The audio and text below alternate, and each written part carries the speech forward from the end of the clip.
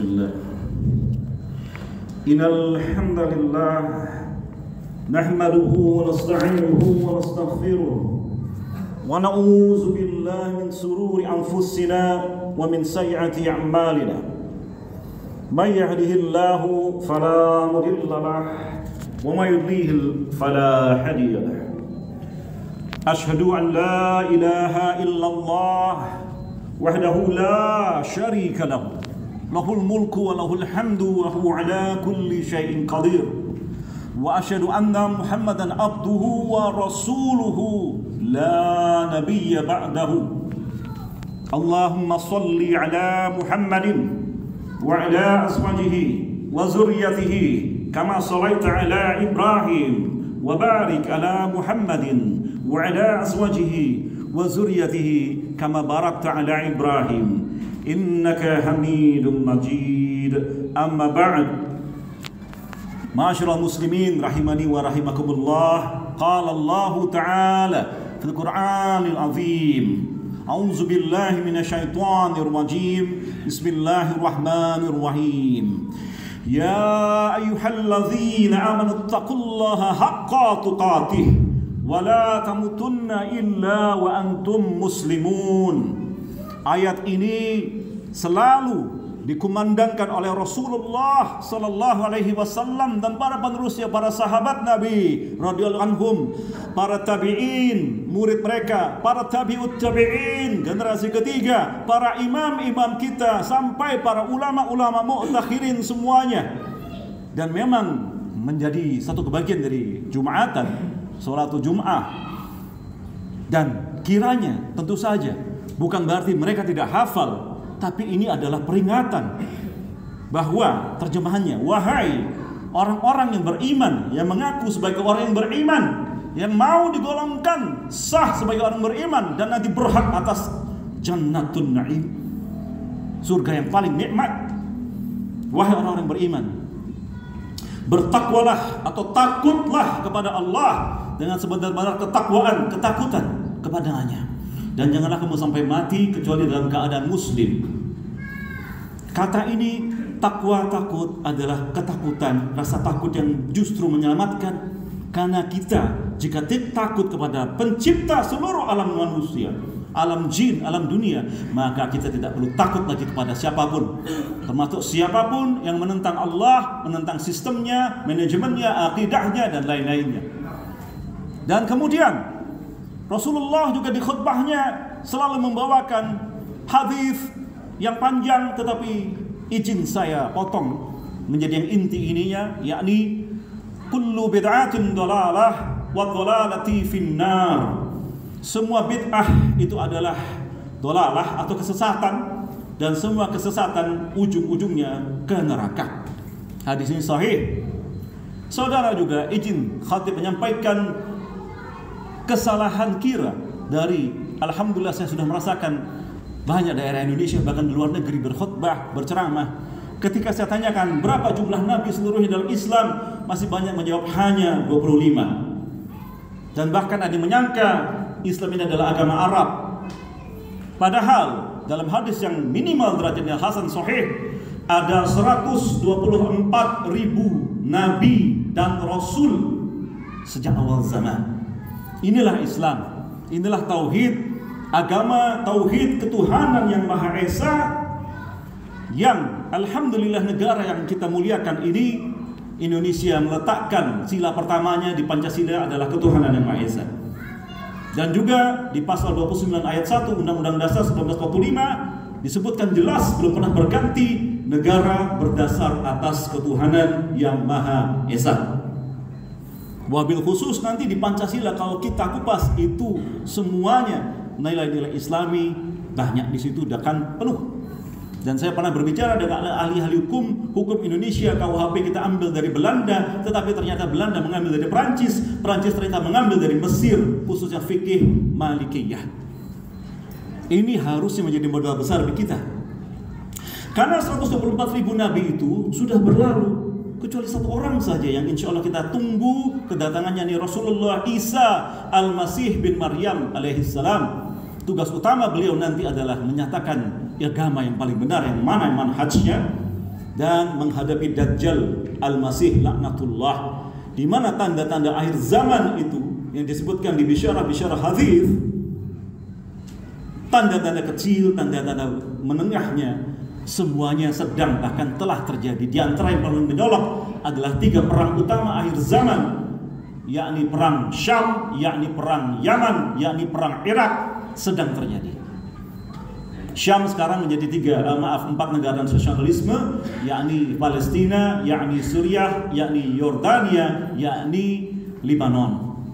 Belum lagi Rasulullah mengatakan akan ada perang seluruh kaum muslimin terhadap kaum Arab, justru orang-orang yang di Arab yang sudah melenceng mungkin dari keislaman. Juga nanti ada perang India, Ghazwatul Hindi yang penuh dengan mistisme, dengan tahayul, bid'ah, khurafat.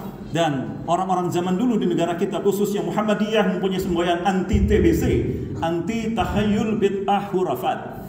Bid'ah ini, kalau maaf saya kupas Muhammadiyah sedikit, bid'ah ini dalam kemuhammadiyahan ada 2 hal. Jadi dalam bid'ah akidah dan kedua dalam bid'ah syariah.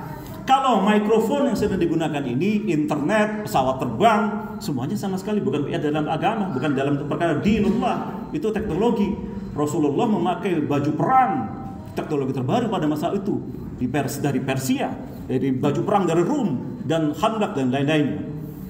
Tetapi 124.000 nabi itu datang dari awal zaman, sepeninggal mereka entah meninggal dunia atau dibunuh oleh umatnya sendiri, maka kaum sesudah mereka selalu mengubah ajaran ini, yang dari awal zaman ya hanya ketuhanan yang Maha Esa ini, tauhid ini. Maka tidak ada yang baru sebenarnya dalam agama ini. Apalagi dinullah, akar katanya adalah dani. Din itu agama, dani. Dani dalam bahasa Arab artinya adalah hutang. Hutang kita pada Allah. Saya tidak dapat menciptakan wajah saya sendiri, Bapak, Ibu, semua yang ada di sini. Anda juga tidak mungkin dapat. Tidak mungkin kita bahkan merencanakan ke anak kita lahir atau tidak, pasti tidak mungkin. Anak kita lahir mati atau hidup, tidak mungkin. Sudah lahir kapan matinya, tidak mungkin. Padahal kita sudah memilih jodoh, sudah memilih semuanya, kita menghitung-hitung. Maka bahkan orang-orang insinyur pun mengatakan, bahkan Albert Einstein mengatakan selalu ada faktor X dalam kehidupan ini. Faktor inilah kuasa Allah. Dan untunglah Anda semua saya hargai di siang hari ini datang ke masjid yang mulia ini karena beriman, insya Allah. Orang yang datang dengan senang hati ke masjid ini, ke masjid manapun, satu langkahnya dijanjikan di hadis adalah ampunan, satu langkahnya lagi adalah naiknya derajat. Anda sedang kembali ke garisnya awal zaman, yakni dinullah, yakni tauhid, ketuhanan yang Maha Esa ini. Tidak ada perbedaan kecuali masalah syariat di antara nabi-nabi. Tapi semuanya kita lihat, saya sebagai salah satu peneliti ilmu perbandingan agama, saya bertanggung jawab atas omongan saya. Kami temukan di Bible misalnya, Yesus pun disebutkan sujud, berwudu dan lain-lainnya. Ini tidak ada yang perubahan, saudara. Nah, di antaranya kita juga perlu menalaah satu ayat. A'udzubillahi minasyaitonir rajim. Bismillahirrahmanirrahim. Qul amanna billahi wa ma unzila ilaina wa ma unzila ila Ibrahim wa Ismaila wa Ishaqa wa Ya'qub wal asbati wa ma utiya Musa wa Isa wa ma utiya an-nabiyyuna min rabbihim la nufarriqu baina ahadin minhum wa nahnu lahu muslimun. Katakanlah kami beriman kepada Allah dan kepada apa yang diturunkan kepada kami dan kepada yang diturunkan kepada Ibrahim, Ismail, Ishak, Yakub dan seluruh anak cucunya, dan yang diberikan kepada Musa dan Isa serta kepada seluruh nabi dari Tuhan mereka. Kami tidak membeda-bedakan seorang pun di antara mereka, dan kami berserah diri kepadanya. Muslim berserah diri. Di mana kata dasar Muslim atau hurufnya adalah sin lam mim. Sin lam mim kita bisa membentuk lagi kata salim, artinya suci. Membentuk lagi kata salam, damai. Salamah, selamat, keselamatan. Menjadi selamat siang, selamat pagi, selamat makan dan lain-lainnya itu. Ini adalah kearifan lokal. Dan saya sebagai salah satu pengurus dari organisasi para raja-raja dan bangsawan mengatakan, saya pernah bicara dengan para raja-raja, kalau orang Jawa ya harusnya agamanya Islam. Karena Jawani itu artinya ya berlaku sebagai Islam dengan adabnya, dengan sopan santunnya dan itunya. Saya bertanggung jawab omong saya ini di hadapan Allah dan para malaikat dan Anda semuanya. Dan yang masalahnya adalah semua Nabi itu membawakan pesan diantaranya agar adil. Nah, kata adil ini di Al-Quran disebutkan berkali-kali. Lawan katanya adalah zalim. Kita dalam kehidupan di Indonesia Raya ini tentu kita melihat kezaliman. Ini yang dari dulu kita perangi. Amar ma'ruf nahi munkar. Dalam Islamofobia juga, di mana Islamofobia ini dari zaman iblis sudah dicanangkan. Betapa iblis tidak suka kepada bapak kita bersama, yakni Adam alaihissalam, dan bersumpah akan menjebak seluruh anak cucunya dari kanan kiri semua kecuali dari atas. Yang dari atas ini adalah insya Allah dari Allah. Maka satu-satunya jalan keselamatan, salam salimah, salam salim, aslam, mustaslamat, taslim, mustaslimun, hanyalah kepada Allah. Dan seluruh bukti-bukti sains, biologi, fisika, kimia, matematika, dan semuanya menyatakan dengan jelas Al-Quran ini betapa indahnya dan betapa bagusnya dan betapa masuk akalnya dan betapa strukturnya. Betapa banyak penemuan-penemuan yang baru kita temukan mungkin 100 tahun yang lalu, berapa puluh tahun yang sudah ada di Quran. Sudah ada semuanya. Maka beruntunglah Anda yang menyambut seruan Allah, azan ini untuk datang hari ini, detik ini ke ini. Bekara ada yang belum datang, ya kita doakan sama-sama, kita dakwahi. Karena semua muslim yang sudah bersyahadat sebenarnya walaupun mungkin dia belum sholat misalnya, sebenarnya masuk surga. Tetapi masalahnya ada muslim yang masuk neraka dulu baru ke surga. Nah, ini marilah kita fastabiqul khairat, termasuk mendakwahkan, memberitahukan kabar gembira ini. Ayo kita ke Islam, ayo kita masuk Islam, ayo kita sholat, ayo kita zakat, ayo kita puasa, ayo kita haji atau umrah, ayo jangan korupsi, itu masalah keadilan. Ayo jangan melanggar lalu lintas, itu masalah keadilan misalnya. Ayo apa kecualinya. Karena ini kalau misalnya maaf yang hadir ini nanti menemukan kita bersama di jannah, tentu kita sedih jika melihat teman kecil kita, tetangga kita, saudara kita, keluarga kita ternyata di neraka atau belum sampai surga. Alangkah indahnya kalau kita sama-sama masuk surga, di mana semua sains mengatakan ya Quran ini benar. Sekali lagi, saya berapa kali ini menemukan ada ateis karena kecewa terhadap Islam. Tapi ternyata bukan prinsip Islamnya, tapi kelakuan orang Islamnya. Tolong dibedakan antara orang yang mengaku Muslim tapi tidak Islami dan prinsip sesungguhnya yang agung benar dari Islam ini, agama azal zaman. Keadilan itu dapat membuat orang kecewa. Dan secara singkat, diantaranya dari beberapa ulama, diantaranya Syekh Muhammad bin Shalih Al-Utsaimin rahimahullah mengatakan, pertama, kedoliman yang paling zalim itu syirik terhadap Allah. Meskipun ini tidak mungkin membahayakan Allah, dia justru membahayakan diri sendiri. Dan dia telah menghina diri sendiri, menghina yang menciptakannya. Dia tidak mau menyembah Allah, dia tidak mau menuruti perintah Allah. Dia meninggalkan salat misalnya atau zikrullah akbar. Ini penghinaan terhadap diri sendiri. Dia tidak menciptakan dirinya sendiri. Saya tidak menciptakan diri saya sendiri. Saya diberi kesempatan di sini. Bahkan khatib atau ulama manapun paling besar risikonya ke neraka. Karena kami diancam minimal dengan ayat 5 taquluna ma la taf'alun. Mengapa kamu hanya bicara saja? Tapi Anda sudah mendengarnya juga akan ditanyai, sudah disampaikan atau tidak oleh Abu Taqi. Misalnya begitu. Kemudian kedoliman yang lainnya.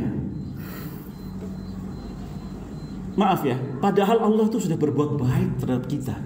Kita sudah diciptakan udara, diciptakan paru-paru. Tidak bisa kita menciptakan ini semua. Ya.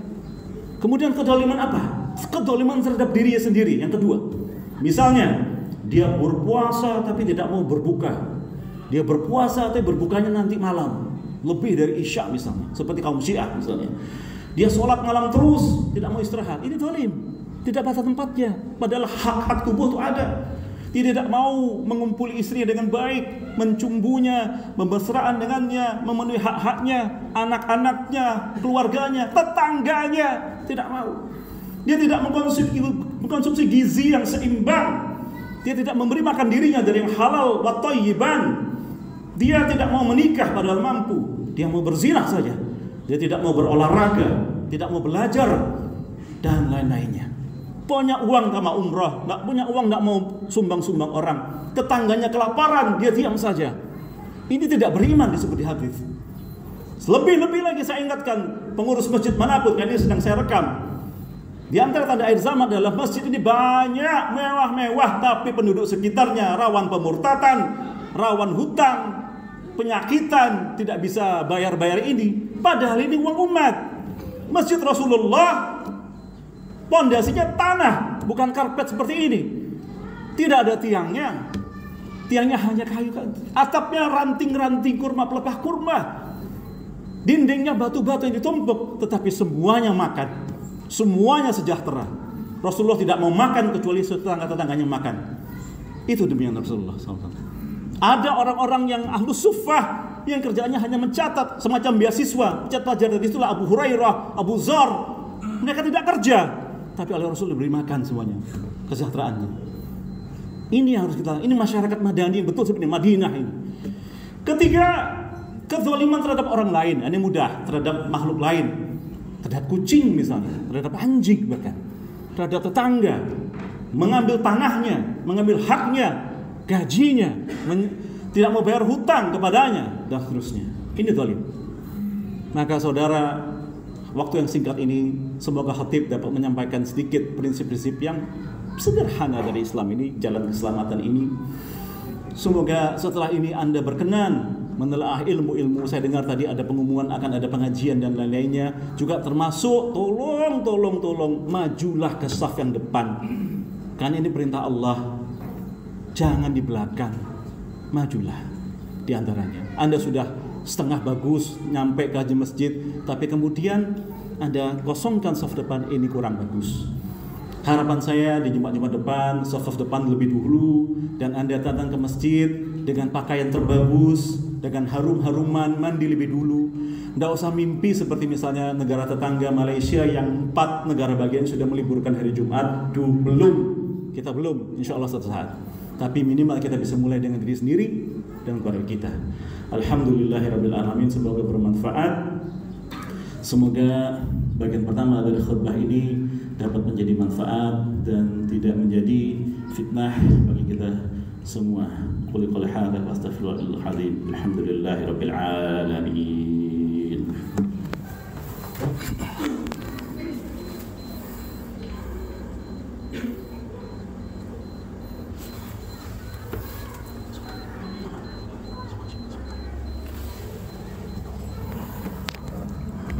Alhamdulillahillazi arsala rasulahu bil huda wa dinil haqq liyudhhirahu 'ala ad-din kullih walau karihal musyrikun.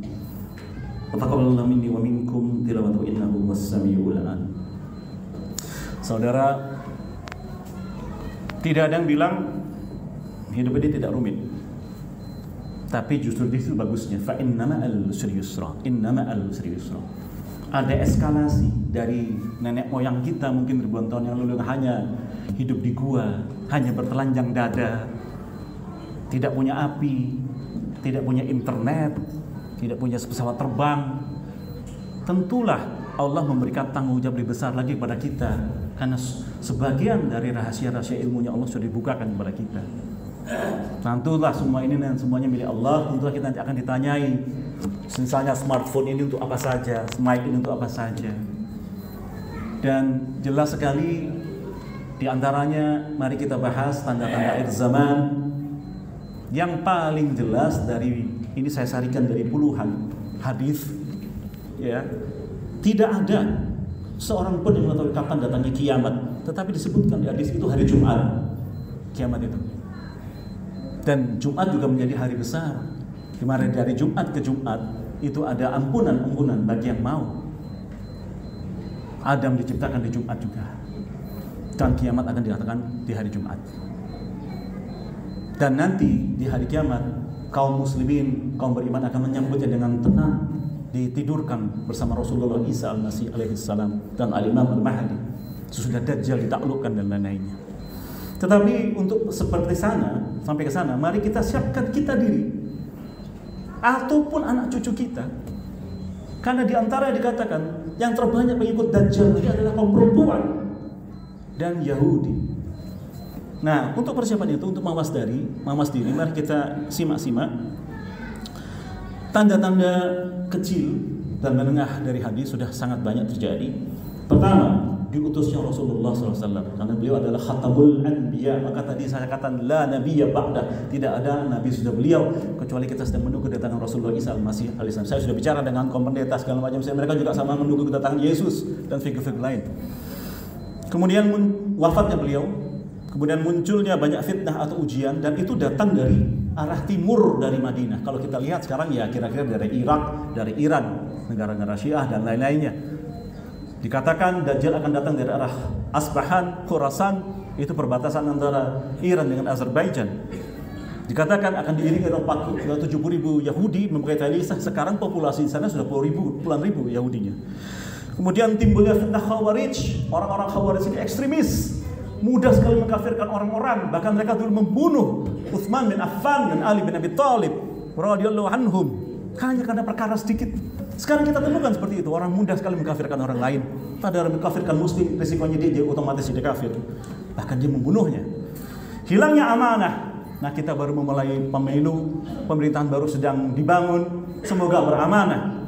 Karena orang beriman memberikan rasa aman karena menjaga amanah. Kalau tidak, kita koreksi bersama.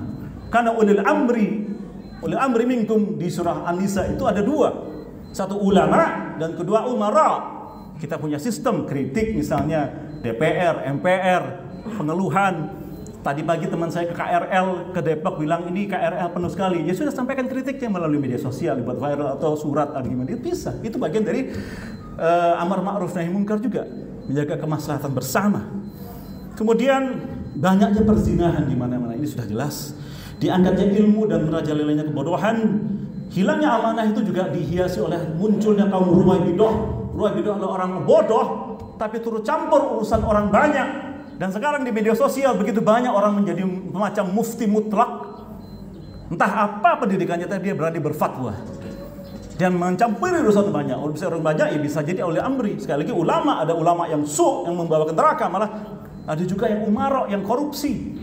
Sedangkan umarok kita ada eksekutif, legislatif, yudikatif, eksaminatif, konstitutif, dan moneter. Kita lihat ada menteri ditangkap karena korupsi, ada anggota DPR ditangkap karena korupsi.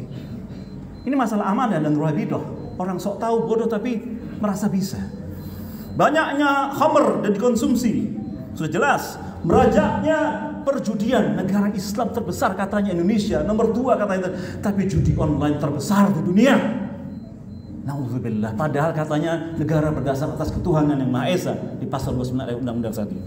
Masjid-masjid dihiasi bagus namun tidak makmur dan kegiatan. Banyak bangunan tinggi di Jazirah Arabia, di Kuwait, di Qatar, di Saudi, di mana-mana. Dan semakin banyak yang menghijau. Sekarang Masya Allah Makkah, Madinah hijau, salju turun di sana. Semakin banyak gempa, saudara. Itu bagian tadi tanda akhir zaman. Banyaknya pembunuhan kejam luar biasa, tidak terbayangkan. Banyaknya kesyirikan, TBC, tahayyul bid'ah khurafat tadi. Banyaknya orang memutuskan silaturahim dengan saudara. Banyaknya orang bakhil, pelit, keduniawian, seakan-akan hartanya ini yang saya dan Anda lahir terlanjur bulat, seakan harta ini akan dibawa matinya. Bisa kita bawa mati. Titipkan sama Allah hartamu itu. Berikan kepada masjid, kepada 8 asnaf, kepada sedekah. Berikan, nanti kau akan menemukan sesuai janji dari as-saf, dilipat gandakan Allah. Hartamu yang mungkin hanya 10 juta kau berikan kepada kebenaran, membayarkan hutang orang misalnya, memberikan modal bagi orang bisa berdagang, bisa sekolah. Allah ganti, saya janji itu. Dan itu sudah banyak buktinya. Asalkan Anda ikhlas, dan itu dari harta yang halal insyaallah. Jangan dibawa mati. Titipkan sama Allah, ambil di surga nanti. Banyaknya orang berperempuan berpakaian tapi telanjang. Banyak yang belajar kepada ahlul bid'ah. Sifatnya orang-orang ulama dan orang-orang soleh. Dan seterusnya. Saudaraku, saya tutup dengan satu ayat. Di mana ayat ini ditafsirkan sendiri oleh Rasulullah Muhammad bin Abdullah sallallahu alaihi wasallam, khatamul anbiya dari 124.000 nabi. Jadi di satu hadis yang panjang tapi saya potongkan, di hadis Abu Dawud Al-Malahim 4319 sahih. Dua orang sahabat Nabi berdiskusi mengenai satu ayat. Ayat itu adalah kalau engkau ingin membacanya nanti di rumah atau di kantor, ayat itu adalah surah Al-Maidah ayat 105. Maka mereka mengatakan, Rasulullah dulu pernah mengatakan maksud ayat ini demikian. Ini saya sampaikan kepada Anda. Tolong ini terakhir, ingat baik-baik. Saya bacakan. Teruskanlah olehmu untuk selalu melakukan amar ma'ruf nahi munkar, sampai engkau menyaksikan kekikiran yang ditaati, hawa nafsu yang diperturutkan, kehidupan duniawi yang diutamakan, serta orang-orang yang terpesona terhadap berbagai pendapat yang dikeluarkannya. Banyak orang sok tahu zaman sekarang, Pak, tapi tidak punya ilmu. Hendaknya kamu hanya bergaul dengan orang-orang yang searah denganmu, dan jauhilah orang-orang yang awam. Sebab setelah zamanmu itu akan datang satu zaman yang penuh dengan cobaan, saat orang yang memegang teguh agamanya seperti ibarat laksana menggenggam bara api. Ketahuilah, saat itu orang yang terus berusaha memegang agamanya, walaupun seperti bara api tadi, maka pahalanya sama dengan 50 kali lipat orang yang juga seperti sahabat Nabi.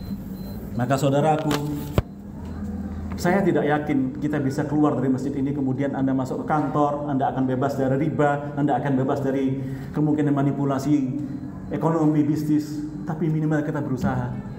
Saya tidak yakin di kota besar metropolitan Jakarta ini ada narkoba di mana-mana, anak kita apa, saya tidak yakin. Tapi minimal kita berusaha, karena yang dinilai oleh Allah usaha kita.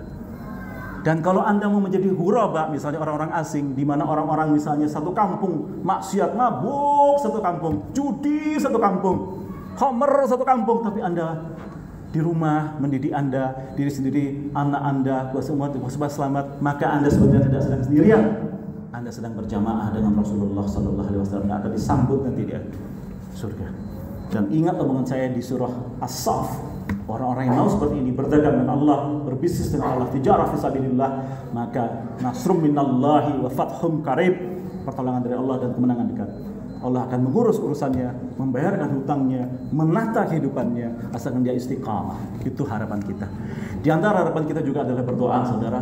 Dan di antara Jumatan adalah juga berdoa.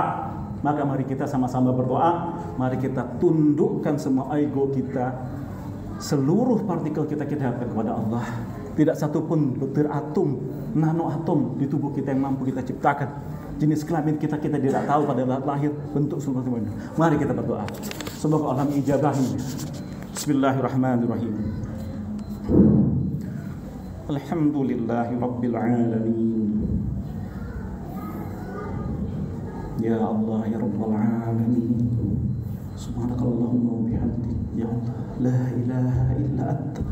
Subhanaka inni kuntu minadh dhalimin. La ilaha illa anta. Subhanaka inni kuntu minadh dhalimin. La ilaha illa anta. Subhanaka inni kuntu minadh dhalimin. Ya Allah, Ya Muqallibul Qulub, tsabbit qulubana 'ala dinik.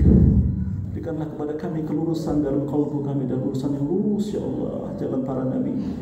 Rabbana atina fid dunya hasanah wa fil akhirati hasanah wa qina adzabannar.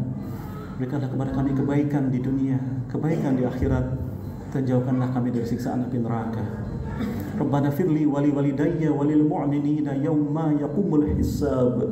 Ya Allah, permudahlah seluruh leluhur orang tua kami dan kami pada saat nanti perhitungan, ya Allah. Permudahkan Allah, ampuni ya Allah.